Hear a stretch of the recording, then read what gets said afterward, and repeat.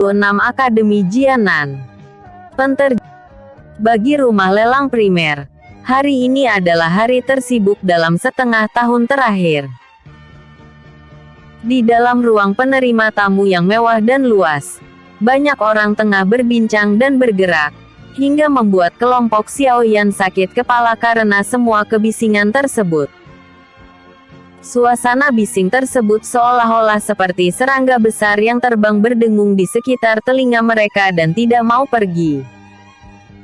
Melihat kerumunan yang begitu padat hingga bahkan seekor semut saja tidak bisa melaluinya, Xiao Zhan menggeleng tak berdaya.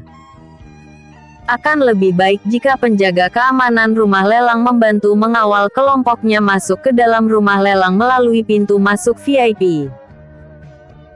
Di dalam rumah lelang, meskipun jumlah orang-orangnya tidak terlalu sedikit jika dibandingkan dengan yang di luar ruangan, namun suasananya relatif lebih tenang. Xiao Zhan melihat sekitarnya yang begitu ramai saat ia tengah berjalan santai bersama dengan Xiao Yan dan beberapa anggota klan lainnya untuk mencari tempat duduk yang disediakan untuk mereka. Duduk di salah satu tepi kursi, Xiao Yan melihat sekeliling aula dengan ekspresi bosan sambil bersandar di kursinya tanpa memperdulikan hal lain.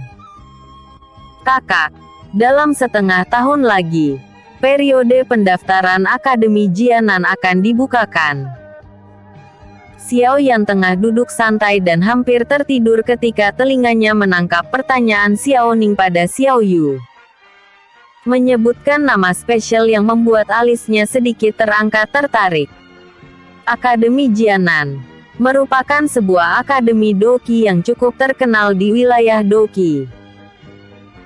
Akademi ini dipersenjatai dengan kekuatan yang sangat luar biasa tak terbayangkan, hingga melebihi imajinasi orang biasa. Rumornya seseorang harus setingkat Dadoshi untuk menjadi guru di Akademi Jianan. Dan bahkan fraksi Mystic Cloud yang terkenal tidaklah sebanding dengan Akademi Jianan. Di wilayah Doqi, akademi agak berbeda dengan klan. Jika seseorang bergabung dengan klan, maka dia bukan hanya dibatasi oleh klan tetapi juga harus memperhatikan bahwa setiap tindakannya akan mencerminkan klan. Sedangkan akademi berbeda, karena semua hubungan itu akan terputus setelah kau lulus. Tapi meski peraturannya seperti itu, manusia bukanlah binatang yang tak punya perasaan. Dalam sebuah menara gading seperti akademi, para murid yang dididik di sana menjadi lebih dekat dengan akademi.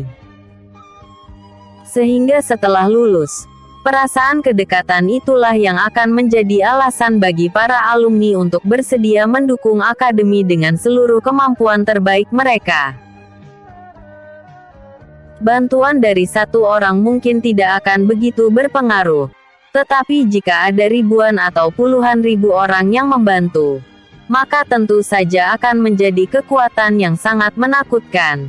Dan hubungan seperti ini adalah tujuan yang dimiliki setiap akademi. Mendaftar dan masuk ke dalam sebuah akademi juga merupakan jalan cepat terbaik dalam mempelajari teknik Do dan metode Qi. Di sebuah akademi yang memiliki tingkat seperti Akademi Jianan, jika ada seseorang yang memiliki kemampuan sangat bagus, ia mungkin akan menarik perhatian seorang guru, yang akan membuka jalan untuk mendapatkan metode Qi dan teknik Do level tinggi. Sehingga dengan memiliki metode Qi dan teknik Do level tinggi di tangannya, jarak untuk menjadi seorang doze yang kuat akan sedikit lebih dipersingkat. Di wilayah Doqi, metode Qi, teknik Do dan obat alchemy adalah tiga hal yang paling dicari selain barang perdagangan. Akademi Jianan telah mendominasi dua bidang tersebut, sehingga semua orang di wilayah ini percaya jika seseorang berhasil masuk ke dalam Akademi Jianan, maka dia tidak perlu lagi mengkhawatirkan masa depannya. Siapapun yang lulus dari Akademi Jianan adalah orang yang bakatnya sangat dicari dengan masa depan cerah. Oleh karena itu, setiap tahun, para pemuda yang tak terhitung jumlahnya dari seluruh kekaisaran Jiama mencoba segala macam cara dengan berbagai harapan untuk dapat masuk ke dalam Akademi Jianan. Jadi, Akademi Jianan tentu merupakan tempat yang bagus. Namun tentu saja memiliki kriteria pendaftaran yang sangatlah ketat, yaitu mencapai Duan Doqi 9 sebelum berumur 18 tahun. Syarat ini otomatis berhasil menyingkirkan begitu banyak orang yang kurang berbakat, sehingga hanya orang yang benar-benar berbakat yang dapat memasuki Akademi Jianan. Mendengar pertanyaan Xiao Ning, Xiao Yu mengangguk pelan. Dengan tatapan sekilas pada Xiao Yan, dia menjawab dengan bangga, "Jangan resah, kau sudah memenuhi kriteria." Selain itu, salah satu orang yang bertanggung jawab atas perekrutan di kota Wutan adalah guruku, seorang dadosi bintang 5. Lagi pula dengan kenyataan aku di sini untuk membantumu, maka semuanya akan baik-baik saja dan tidak akan ada masalah untukmu. Haha, bagus. Setelah mendengar jawaban Xiao Yu, wajah Xiao Ning berkilat senang seperti kembang api dan dia menganggukkan kepalanya dengan gembira. Mendengar percakapan mereka, bibir Xiao Yan sedikit mengejang. Dulu, dia begitu berharap bisa masuk Akademi Jianan dengan harapan bisa memperoleh teknik Dou dan metode Qi dengan tingkat lebih tinggi. Tapi sekarang, karena dia memiliki Yao Lao, yang tetap penuh misteri, sebagai guru, Akademi Jianan tidak lagi menarik baginya. Apa Xiao Yan GG tidak berniat untuk mengikuti tes masuk Akademi Jianan setengah tahun lagi? Sun Er bertanya lembut, setelah menyadari ekspresi kurang tertarik yang diperlihatkan oleh Xiao Yan. Mendengar pertanyaan Sun Er, Xiao Yu mengangkat alisnya dan melemparkan tatapannya pada dua orang itu. Dia sudah membulatkan tekad dalam hati. Jika si brengsek ini nanti ingin mencoba masuk Akademi Jianan, dia akan meminta gurunya untuk membuat Xiao Yan sedikit menderita. Xiao Yan menggosok hidungnya dan menjawab malas, tidak tertarik. Apa yang bisa aku pelajari dengan sekelompok anak-anak pengecut? Jika aku ingin memiliki teknik Dou, maka melompat dari tebing kemudian mencari harta karun akan lebih menggembirakan. Sombong sekali. Apa kau benar-benar mengira Akademi Jianan akan mengemis padamu untuk bergabung? Jangan terlalu sombong hanya karena kau dianugerahi sedikit kemampuan. Ada banyak orang di Akademi Jianan yang bisa dengan mudah disandingkan denganmu. Kenyataannya, akan lebih baik jika kau tidak bergabung dengan Akademi Jianan, mengingat sifatmu yang sangat menyebalkan. Kau hanya akan dibenci banyak orang di sana. Pada Xiao Yan yang terkesan meremehkan akademi yang sangat dibanggakannya, Xiao Yu menyela dengan nada dingin. Xiao Yan mengalihkan tatapannya pada Xiao Yu yang marah. Ujung bibirnya miring ke bawah. Namun dia tidak terpengaruh pada Xiao Yu. Janjinya pada Nalan Yanran harus dipenuhi dalam waktu kurang dari 2 tahun. Satu-satunya tujuannya saat ini adalah melampaui kemampuan wanita itu. Tidak banyak waktu yang tersisa tapi perbedaan di antara mereka berdua masih terlalu jauh. Jadi Xiao Yan tidak yakin kalau akan ada orang di dalam Akademi Jianan yang bisa mampu membantunya untuk mengungguli Nalan Yanran dalam sisa waktu 2 tahun tersebut. Karena mereka tidak bisa membantunya, kenapa ia harus repot-repot mendaftar masuk ke dalam akademi yang tidak begitu bagus? Kecuali mereka bisa mengajarinya seni alchemi seperti Yao Lao. Tapi bahkan jika mereka bisa melakukannya, apa kemampuan mereka akan sebanding dengan kemampuan Yao Lao? Menggelengkan kepalanya, Xiao Yan memutuskan untuk tidak berdebat dengan Xiao Yu mengenai akademi itu lagi. Sambil mengamati sekitarnya, dia melihat dua anggota klan besar juga memasuki area pelelangan. Setelah kerumunan itu berlalu, Xiao Yan tiba-tiba merasa mendapat tatapan dingin. Memutar kepalanya sejenak, dia menyadari tatapan itu berasal dari orang yang berkelahi dengannya di pasar beberapa waktu lalu, Jia Laiao. Saat ini, tuan muda dari klan Jia Lai itu menatapnya dengan niat jahat sambil sesekali melirik penuh nafsu pada sosok menawan Sun Er di sampingnya. Hal ini membuat Xiao Yan menatapnya kembali, memunculkan senyum jahat dari tuan muda itu. Dengan dingin menatap Jia Laiao yang mulutnya terus membuka dan menutup, Xiao Yan hampir tidak mampu membaca niat Jia Laiao. Sampah tidak berguna dari klan Xiao. Kau akhirnya menyelesaikan upacara kedewasaanmu kan?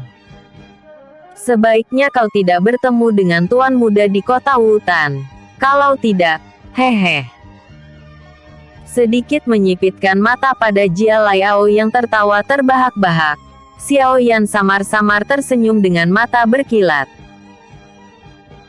Seolah tangan melemparkan tatapan dinginnya, Xiao Yan mengepalkan seluruh 10 jarinya sementara kekuatan menekan dan menarik mulai berkumpul di telapak tangannya. Seolah tangannya itu hidup dan bernapas.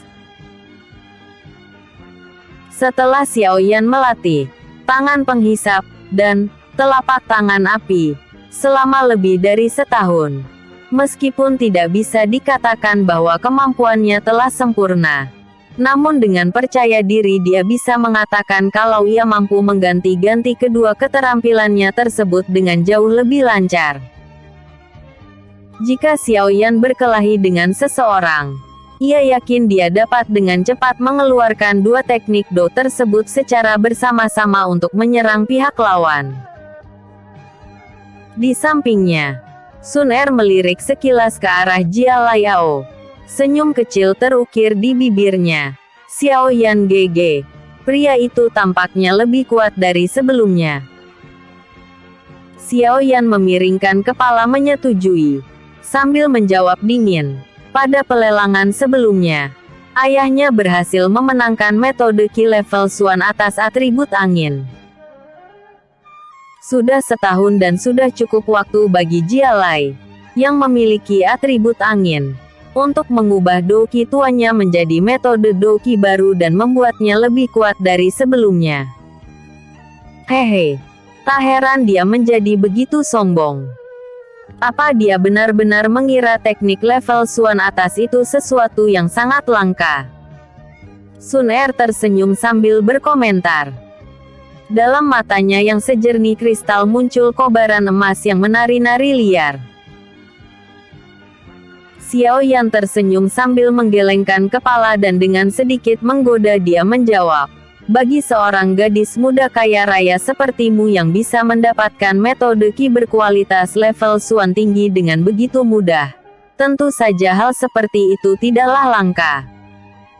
Mendengar kalimat menggoda Xiao Yan, Sun Er mengerutkan hidung putihnya. Memutar matanya, dia menjawab dengan muram, tapi meski teknik itu langka, bukankah Xiao Yan GG tetap menolaknya? Setelah mendengar apa yang Sun Er katakan, Xiao Yan tersenyum malu. Dagunya menunjuk ke arah panggung. Dia berkata, lelang akan dimulai.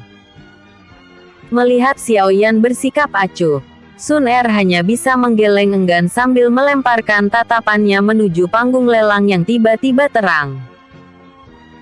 Di bawah tatapan perhatian yang tak terhitung jumlahnya, Ya Fei, yang mengenakan gaun merah, melangkah naik ke panggung. Gaun merah ketat melilit tubuhnya menyebabkan gairah tersirat di tatapan mata penonton. Ya Fei, dengan ekspresi yang menawan, menggigit bibirnya sedikit sensual di belakang tangan, menatap penonton di bawah panggung dan tertawa menawan saat ia mengatakan beberapa kalimat pada kerumunan. Dengan pesonanya, dia dengan mudah membawa pelelangan ke dalam hiruk-pikuk penuh gairah. merasakan kegembiraan yang berkembang di sekitarnya. Bahkan Xiao Yan hanya bisa menekuk bibirnya. Ya Fei memang layak disebut kepala juru lelang rumah lelang primer. Hanya dengan beberapa kata, dia membalikkan pria yang berkemauan lemah menjadi binatang dan memenuhi kepala mereka dengan gairah. Dengan keadaan seperti ini, bahkan jika Ya Fei mencoba melelang kerikil, banyak orang yang akan terpengaruh dan memberi harga tinggi pada kerikil itu seperti harta yang tak ternilai harganya. Melihat suasana aula yang penuh semangat, Ya Fei sedikit membanggakan dirinya sendiri. Bertahun-tahun berlatih telah membuatnya paham bagaimana kekuatan kecantikannya dapat mempengaruhi laki-laki. Bibir merahnya membentuk senyum memikat sambil tatapannya mengelilingi penjuru ruangan memperhatikan segala sesuatu di sekelilingnya. Ketika matanya tertuju pada seorang pemuda yang duduk di belakang Xiao Zhan, dia merasa sedikit terkejut.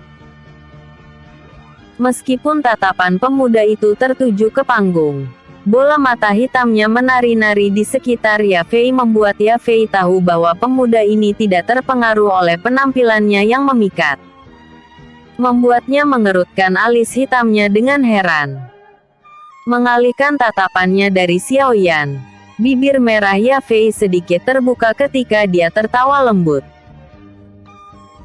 Menepuk tangannya, dia tersenyum dan berkata, "Ya Fei tahu apa yang telah membawa kalian semua ada di sini hari ini. Jadi untuk itu, hidangan pembuka yang biasanya ada, hari ini akan ditinggalkan.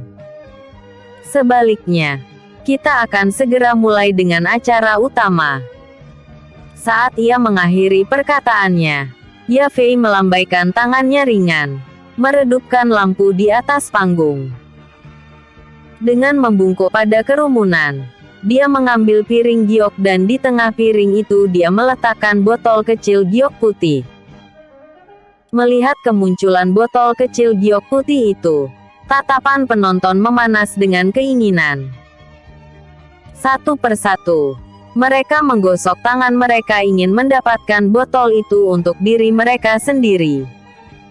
Apakah ada yang ingat obat dasar dari pelelangan kami sebelumnya? Obat dasar yang kami tawarkan hari ini dibuat oleh alkemis yang sama. Guni Grandmaster rumah lelang kami telah meyakinkan kami bahwa efektivitas dan kualitasnya juga sama. Jadi kalian semua tidak perlu khawatir tentang itu, kata Ya Fei sambil tersenyum. Tiba-tiba berbalik menghadap Xiao Yan.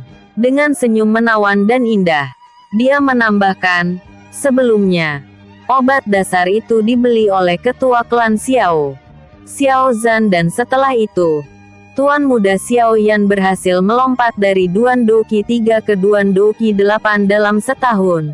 Apakah ini disebabkan oleh obat dasar? Haha, Ya Fei hanya bisa menebak. Menjelang akhir kalimatnya, kilatan licik tampak terlihat di dalam mata indah Ya Fei.